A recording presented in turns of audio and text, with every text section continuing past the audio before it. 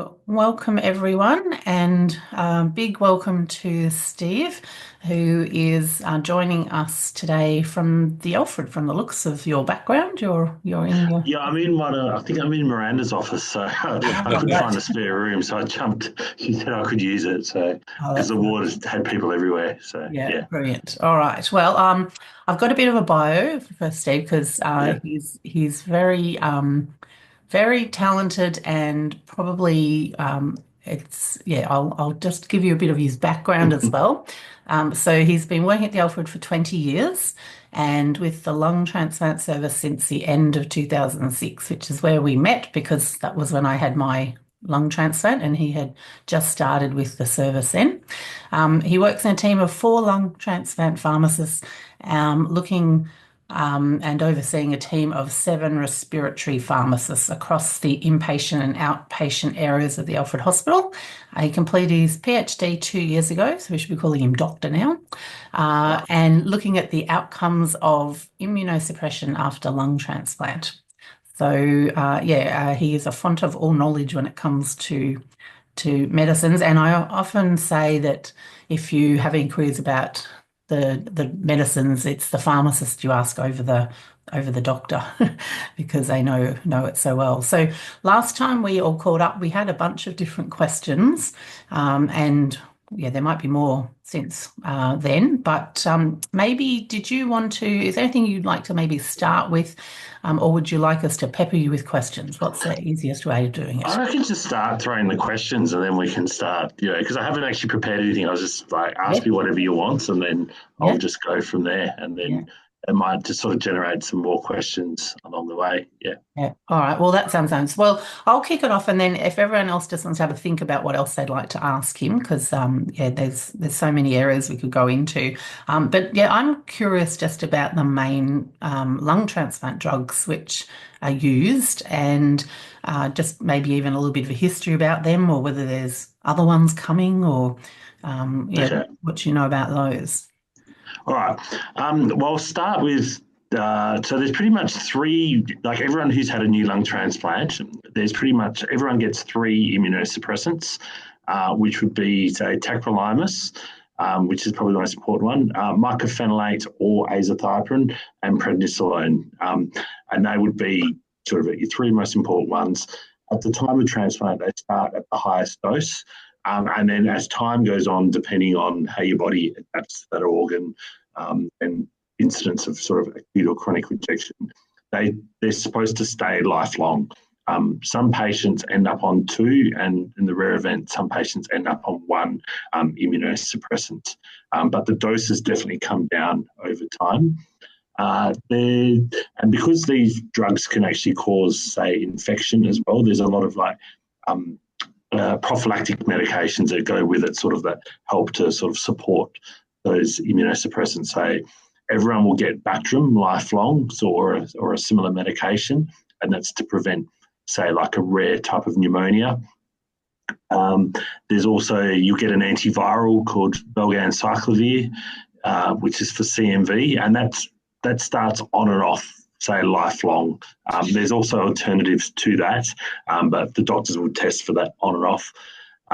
Some patients get antifungals, which are on and off for about 3 months, but that's only given if their, fungus is detected. And then there's a heap of other sort of supportive medications that they're called that get added as well. Say like something to protect the stomach, because the prednisolone can cause stomach issues. There's drugs to prevent against osteoporosis because of the prednisolone, so calcium, vitamin D, or the infusions. Some patients get lots of magnesium because that's a side effect of the tacrolimus, and then there's a few other things, but that's sort of like the mainstay, and they're given lifelong. Unfortunately, it hasn't really changed over time. So I've been in the transplant service for like 20 years, and there's just been like mild tweaks of immunosuppression. It's still three immunosuppressants, but just based on evidence that comes out, it's stayed the same. There's a few drugs that have sort of come in that sort of have like little niche areas. So if like acrolimus causes kidney problems, they'll give you something called everolimus, or if you get sort of resistant CMV, they'll add in everolimus as well. But that's sort of like for maintenance, but some of the newer drugs for rejection, they're sort of inaccessible, if you'd say, because they're quite expensive. There's not a lot of evidence for it, and the hospital doesn't let us use it as such. But there's a few things that are coming out. The way that it's working towards is there's not so much newer immunosuppressants for sort of maintenance immunosuppression that you take every day, but there's a few new ones that are coming out for rejection. But as I said, they're quite expensive, and we'll have to go through a little bit of a bargaining process with the hospital if they'll let us use it, and it has to be sort of quite specific for that. But as there's more evidence comes out and the cost of these drugs comes down, then the hospital does seem to let us to use it. So, yeah.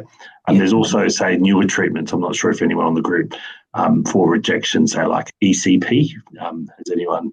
That's where it's a non-drug effect that you use for rejection. And what that basically is, where they get your white cells and then they treat it with light and make it photosensitized, and that they use that for rejection. So if patients have some degree of rejection, and you can't tolerate more immunosuppression, this is like a way of sort of adding on to the thing to help treat rejection. So they're sort of doing these cleverer things where they're non-medication tools to help prevent rejection, or treat rejection, I should say. Yeah. Right. Who else has a question? I'd like to jump in. Yeah, Kylie? Oh, yeah. Sorry, I couldn't find my microphone on switch. Hi, I'm Kylie, and I'm a patient up at Prince Charles in Brisbane. Oh, hey, there you go. I'm good, thanks. I had a double lung in early 23. Yep. My question is, with the prednisone, the heart transplant tend to be able to wean off that, after a couple of years, but we're pretty much stuck on that for life, and it's, absolute favourite drug. Yep. Why is that? What makes the lung so much more fragile that you can't get off that? I'd say there's a few reasons for that, and that's probably coming to, say, compared to other transplants, say like kidneys or hearts or even liver, lung transplant patients need higher amounts of immunosuppression, and they need it for longer periods of time. And there's probably the main reason for that is, probably the simplest way to describe it is, say the lungs are a bigger organ, it's got more tissues on it, like it's more immunogenic, so it's more prone to getting rejection, that sort of thing. So to say maintain the preventing rejection, you need those higher levels of immunosuppression, where I know kidneys and hearts, they do actually come off that, and where lungs, they can't. I only know of a handful of patients, say of our hundreds of patients here, that have been able to come off it. And they have done some trials in some other organs where they found that the outcomes are much worse in lung transplants if you actually take patients off it. So I know a lot of the doctors aren't too keen to do. 5 milligrams probably as low as we're ever going to go on that. Pretty much. I know of one patient that was able to come off it, but he's monitored very closely, and there's sort of a handful that are under that, but 5 is probably the lowest that the doctors are willing to go. And unfortunately, whenever there is some sort of degree of rejection, prednisolone is pretty much the first thing that they sort of jump to, because it's readily available, and it actually does work as well. So it's a horrible drug. Horrible drug. It is associated with all those side effects. But I know heart transplants, they're more confident in taking patients off it, but this is 5 is the lowest that they'll go. Thanks for that. But they jump up pretty quick whenever something happens. You'll be on 5, and if you get an infection, they'll put it up as well. Or a clot or anything else that they come across. If it's got up that, stress dose that. And it's good because it works on different targets of the immune system. So some of the other drugs are very specific for types of rejection, where they're not sure it actually works for everything. So that's why they give it so much. It's a guess. Thank you. I could sneak in another question if it's possible. Yeah, sneak another one in and then someone else can go after that. Absolutely. Originally, pre-transplant, I was CMV negative, and I went on that valciclovir Yes. for 2 years, but I could come off it. So as Yep. long as I stay negative, I can just stay off it for the rest of my life. Is that right? Yeah, well, what they'll do, they'll tend to have the doctors with their monitoring, they'll tend to have sort of schedules where they monitor things. So they'll have like a yearly, especially if you're not on is it valaciclovir or valganciclovir? Valet, yeah.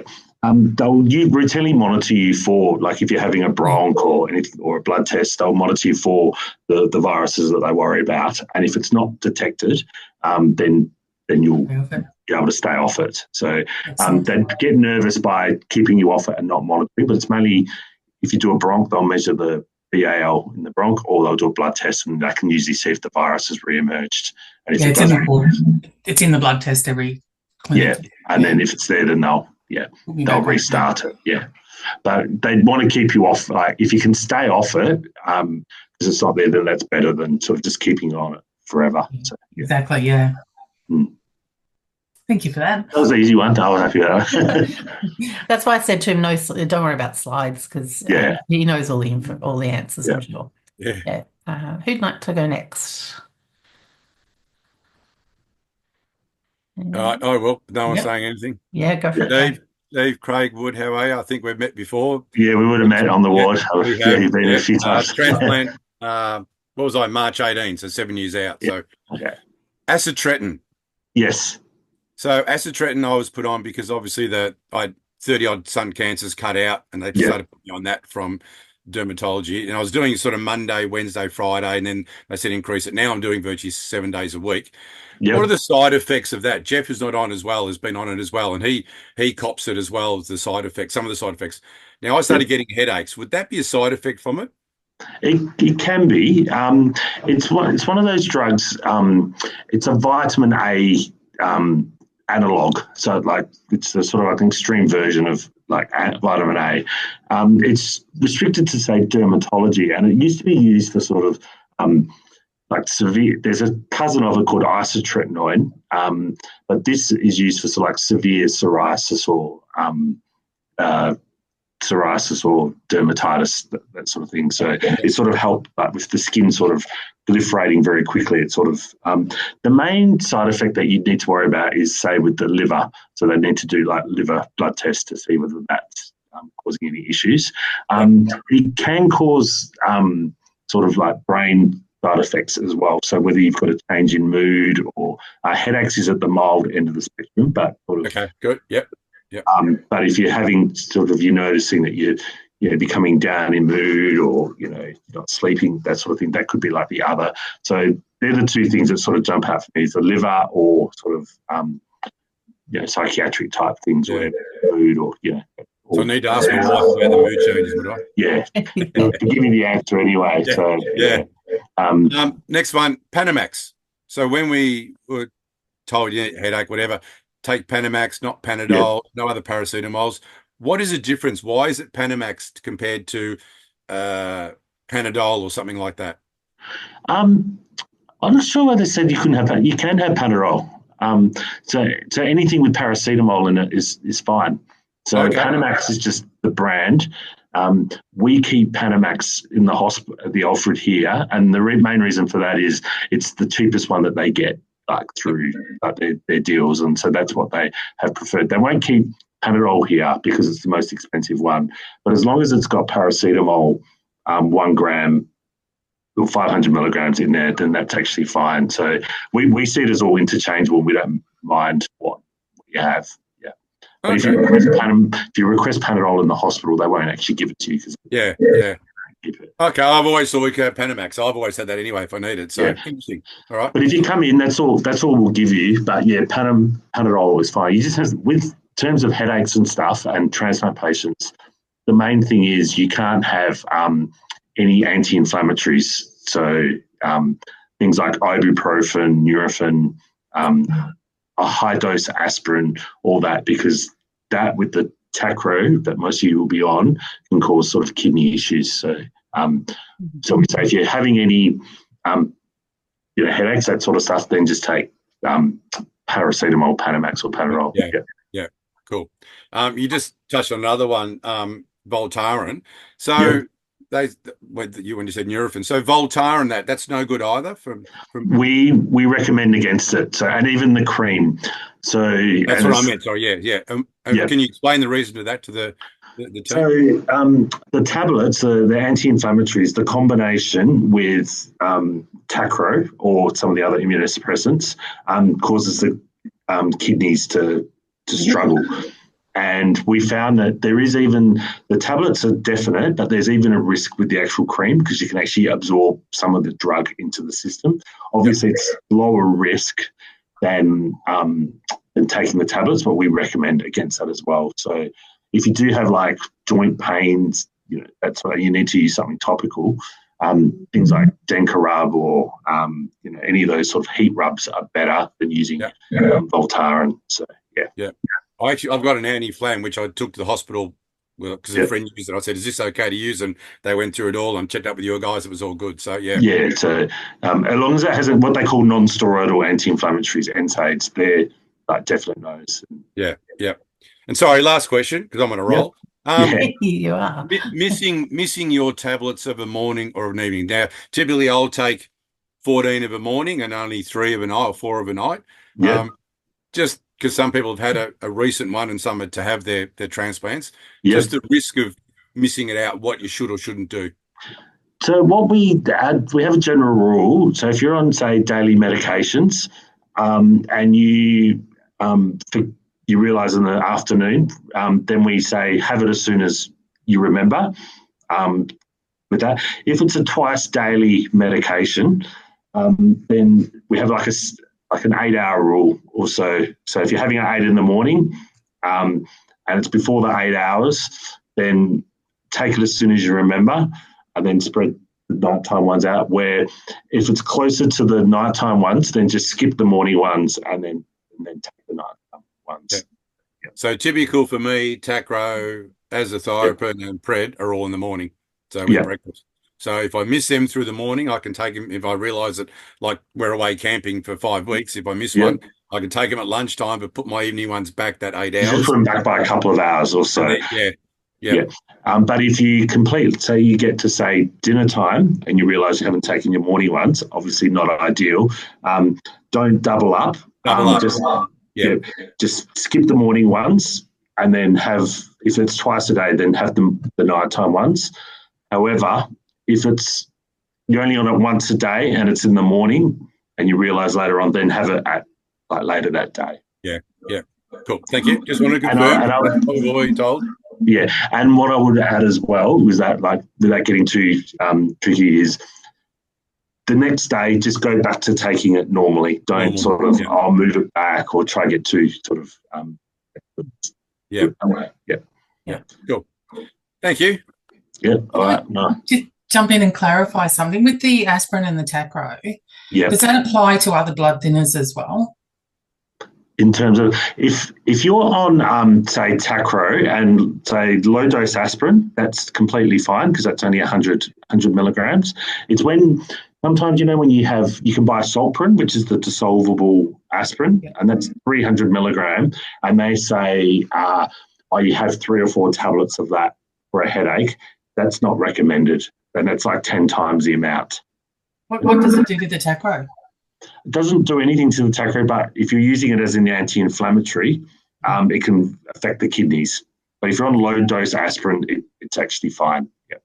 Excellent, thanks. I've been doing the soluble aspirin when I do flights, if they're up to 3 hours, because I have had risks of DVTs in the past, blood clots. If it's more than that, I take Clexane. So is that bad? I just yes, it is now. So I shouldn't be doing that. How many do you have? I usually have if they're 500 ones, I'll take 2, so up to 1,000 worth. Wendy, get stuck into it. That's what my doctors were telling me to do because they said it's better to not have a blood clot because that's more complications. Who recommended that? The doctors here, or? Well, It was a long time ago. I probably should check in again with them. I've just Yeah. been doing it for years. Yeah.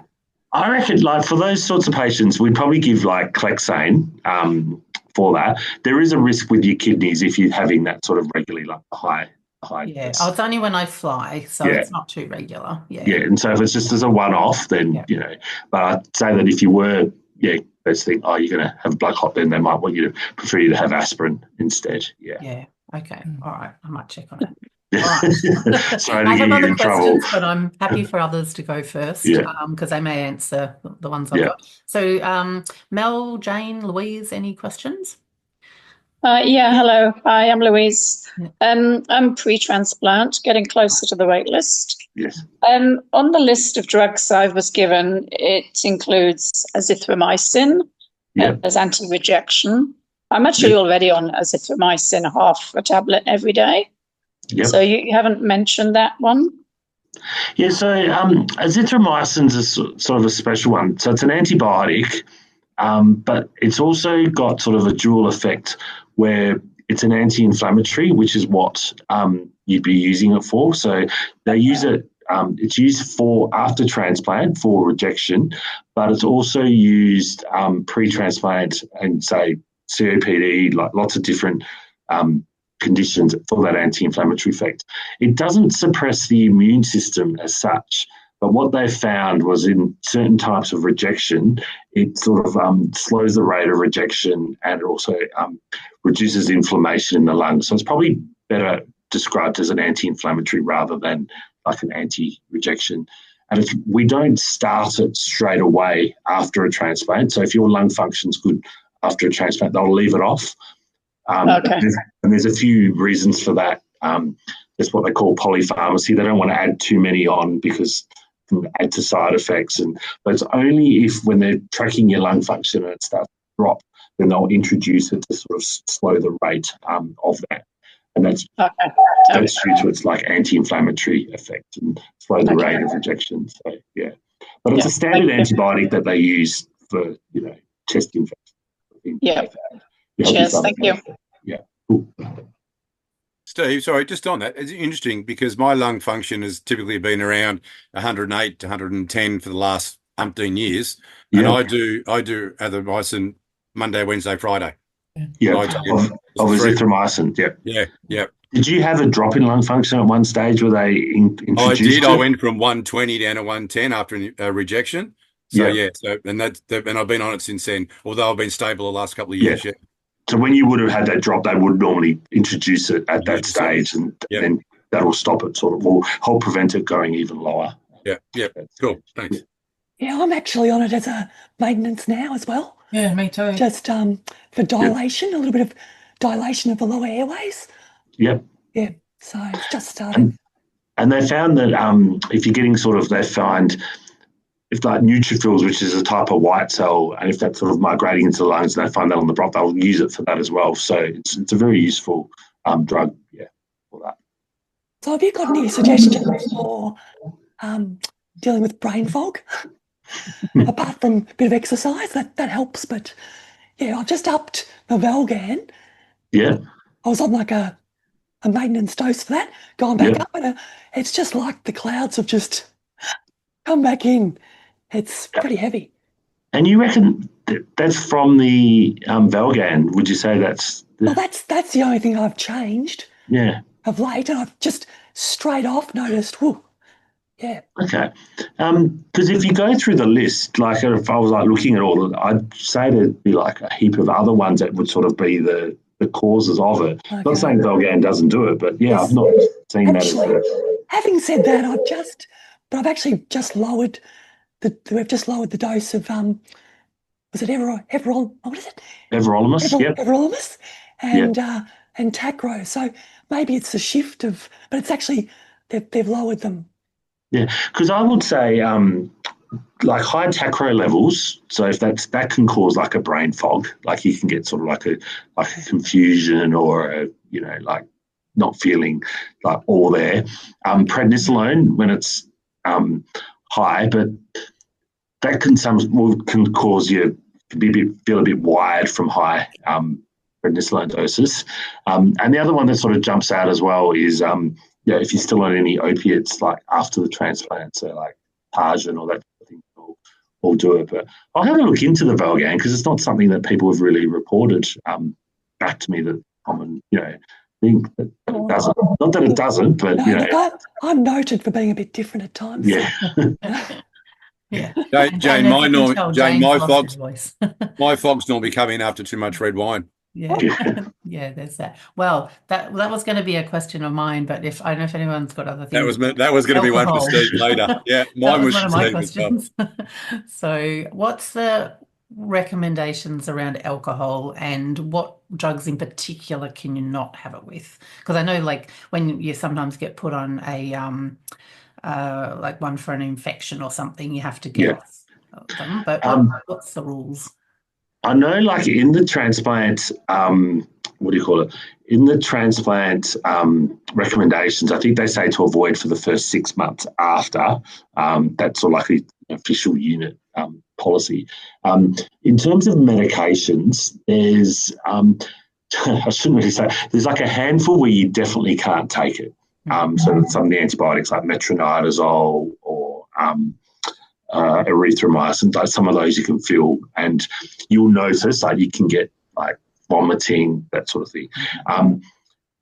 For a long-term patients after that 6 months, if you're having sort of just standard drinks, red wine, that actually doesn't interfere with the immunosuppressant. So obviously excess, you could run into problems with your kidneys or your liver, that sort of stuff, but there's no sort of direct, thing with that. So I would say just in moderation, that sort of thing, is actually not a major, issue. Yeah. Okay, good. Not saying all go out and go on benders, but Yeah. No, that's good to know.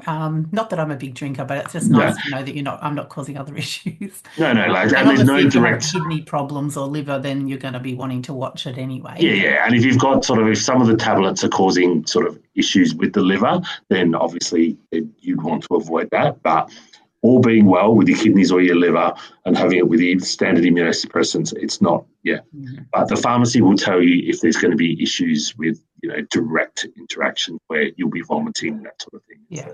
Is the issue. Yeah. So other interactions with food and things, I know grapefruit's one that's often mentioned that you can't have.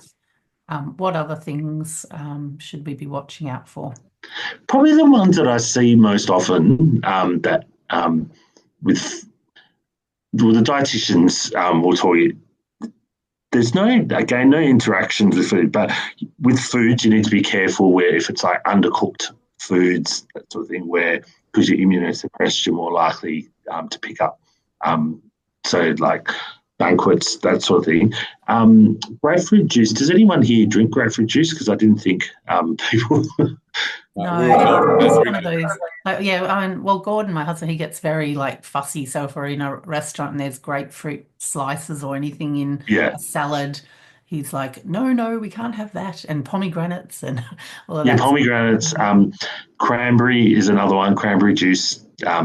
So what they do is they can actually increase the levels of tacro, so you can get higher levels. They're probably the ones that jump out.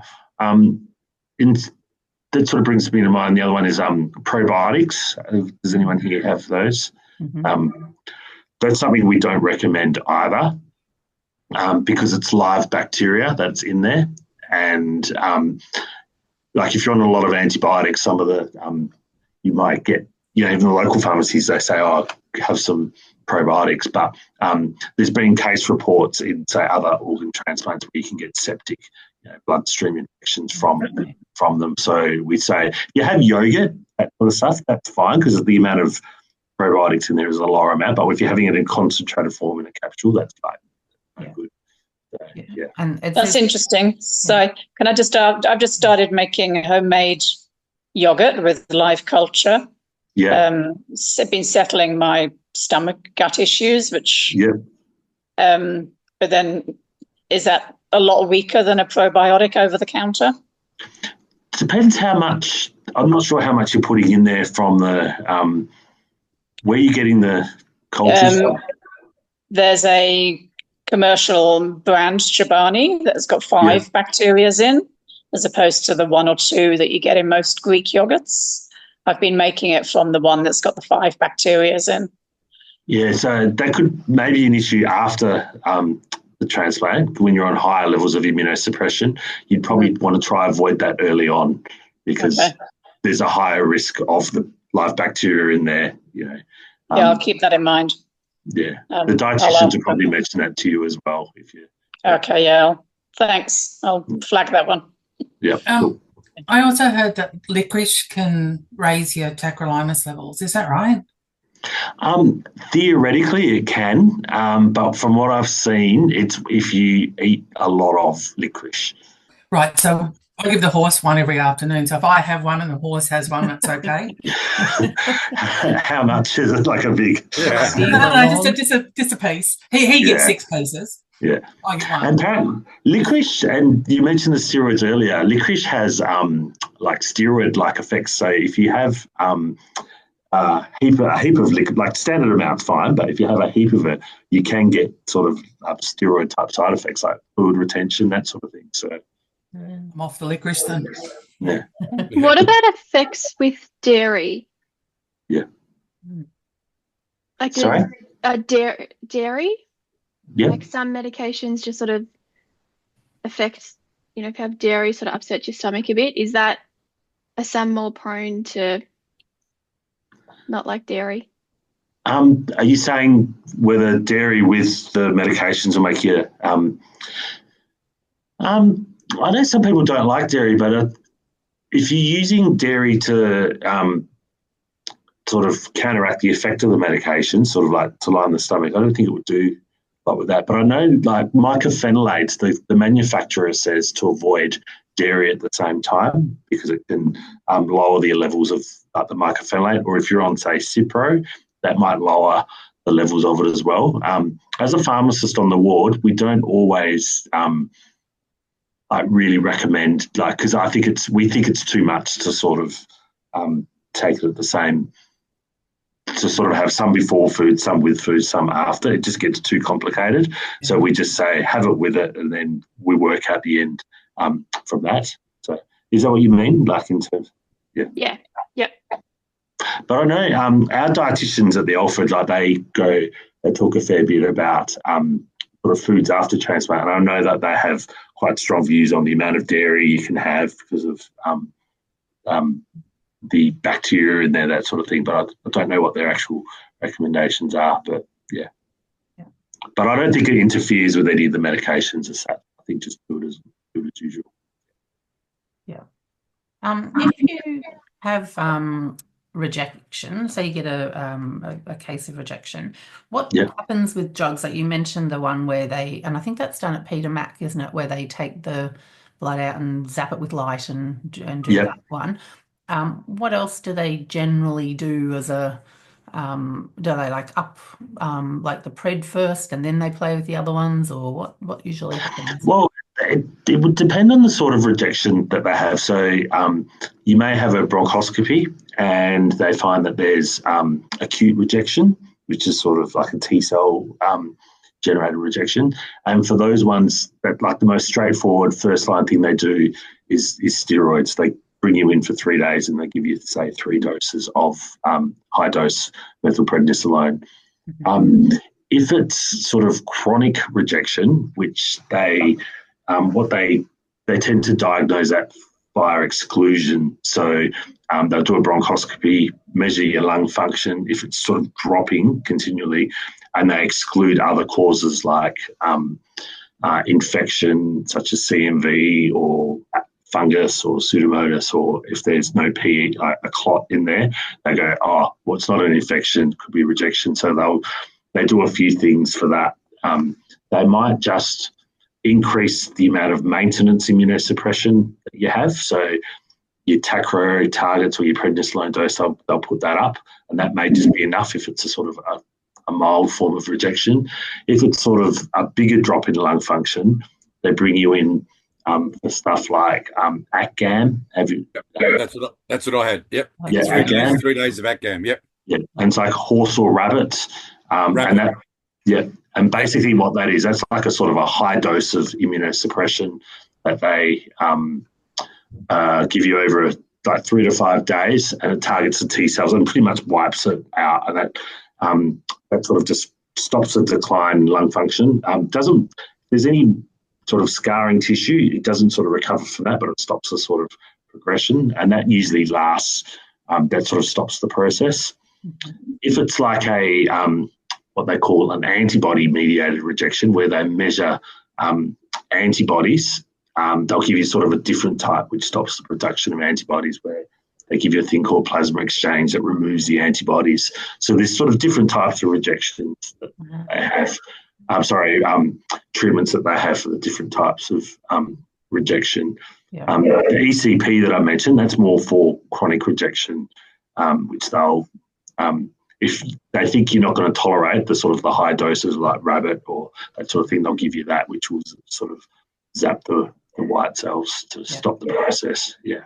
Okay. All right. Good to know. Yeah, I think we're going to try to get one of the specialists in to talk about rejection at some point. So yeah, that's a whole different topic, and different treatments for each, and like you could talk about that. Yeah, perfect. The whole time. Yeah. For the drug, how is the horse and rabbit derived? Good question.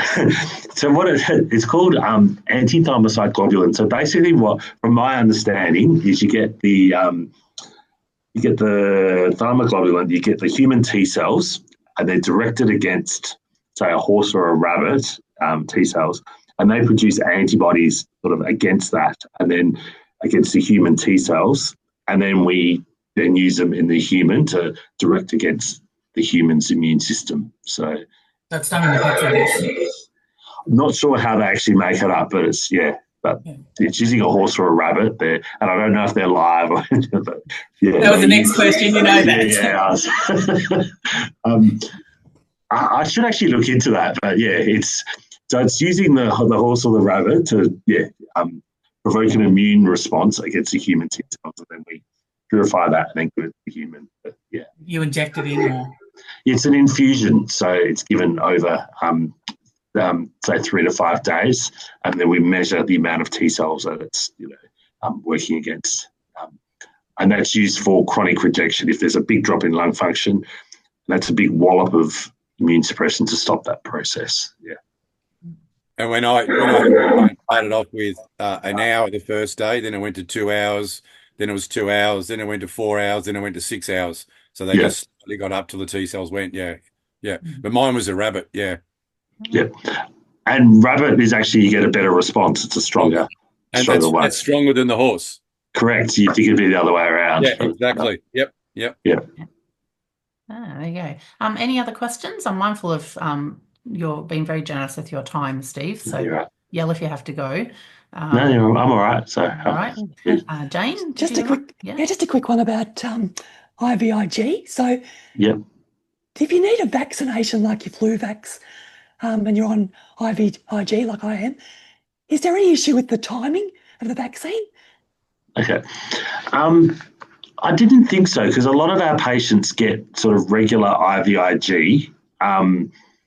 Like you can use IVIG in a high dose to treat against rejection, or you could just have it as maintenance. And they use that in part of sort of maintenance immunosuppression. So it'd be harder to measure the response to the vaccine because of the IVIG, but we don't really tell people not to get vaccinated because of that, because the IVIG contains immunoglobulins from like different people, sort of like derived from like pooled donors.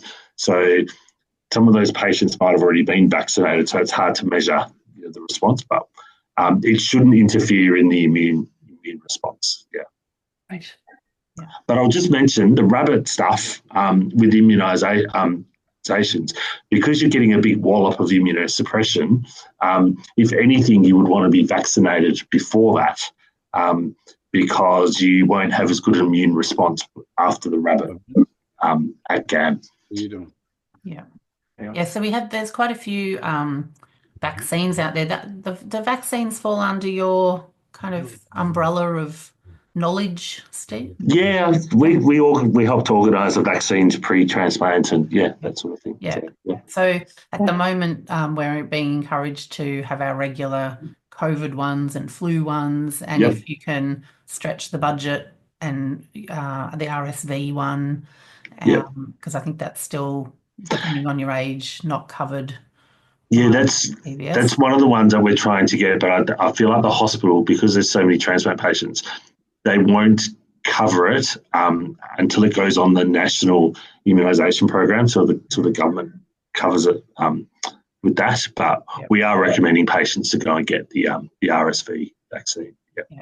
And obviously with travel vaccines, we have to be mindful of any live ones. That's the main risk there, isn't it? But other ones are okay. The other ones. I'm trying to think what the I think it could be like the yellow fever vaccine, which you need if you go to Africa or South America. We're lucky that the shingles vaccine, which used to be a live vaccine, now it's a non-live vaccine, and it's eligible for all transplant patients after. So if you didn't get those vaccines pre-transplant, you weren't able to get them, say, after. Right. So which explains why there were a few people getting it, because I know a few over the years who've had shingles. That was probably because they couldn't get the vaccine at the time. But all transplant patients are eligible for it now after a transplant. But we're recommending waiting at least 6 months after the transplant before you get the shingles vaccine.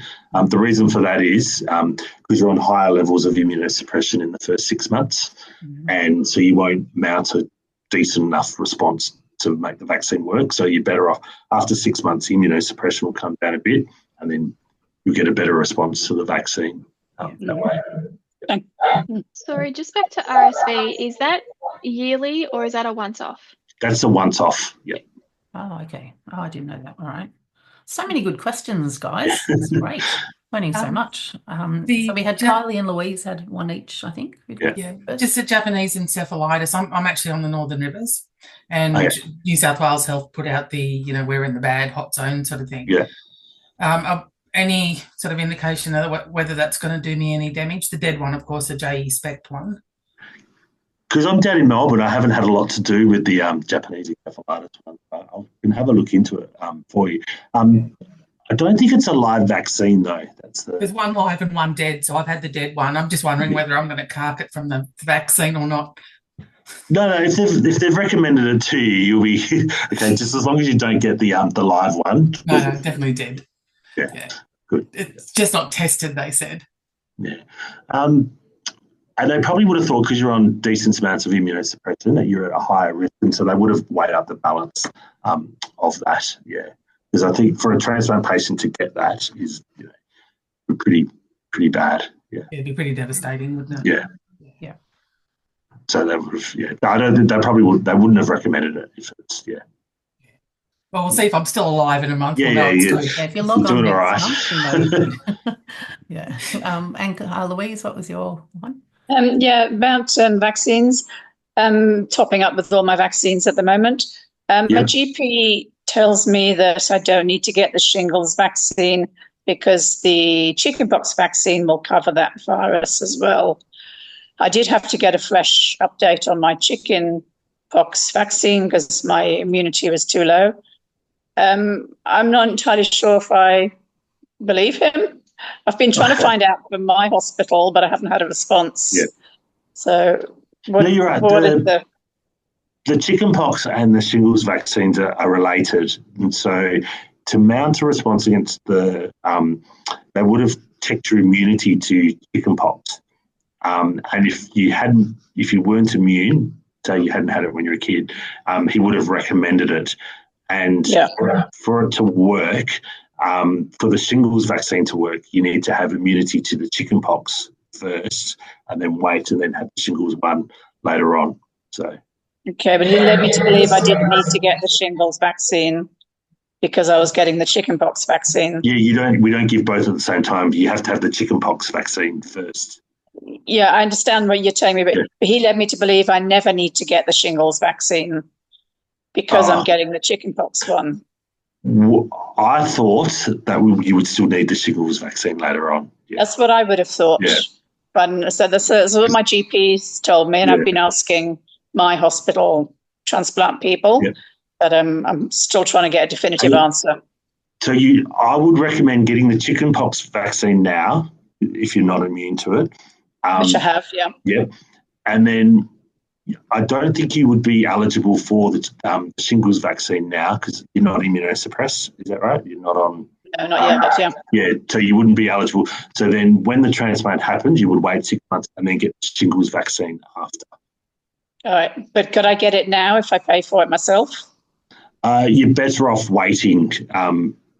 Okay. That's for the chickenpox. That's my understanding. You wouldn't get both at the same time. Yeah, but you get the chickenpox one and then wait. And I had the chickenpox one about a month ago. So can I now get the shingle one? No, wait. Yeah. Wait. Okay. Yep. All right. Yeah, I'll see what they recommend because we would give both, but we wouldn't give them at the same time. What's the gap you usually wait between them, Steve? I thought it was at least a year or so. That was my understanding, but I'll double check. Oh, okay. Oh, okay. Yeah. So I guess because a lot of the vaccines last in your system for a while, don't they? So yeah. So I am getting some protection against shingles from the chickenpox vaccine. You shouldn't get shingles. They're different viruses, but you don't give them at the same time. But you should get some, but not. You won't be completely. Yeah. Okay. Yeah. But my understanding, you don't give. It's not one or the other. That's the thing. Yeah. All right. Yeah. Okay. I'll find out exactly the difference between it, and then I can get back to you if you like. Yeah. Yeah. So I'll ask my doctors when I see them again at the hospital. Yeah. Thank you. All right. But you definitely can't have the chickenpox vaccine after. Yeah. All right. Because it's a live vaccine. Yeah. Yeah. And I've done that. Yeah. Yeah. Too late for all of us if we haven't had it. Yeah. Yeah. All right. So I think just looking at my little list, kidney and liver issues. If we get either of those, are there certain drug changes that happen off the back of that, or? There's different immunosuppressants that will cause sort of different issues as such.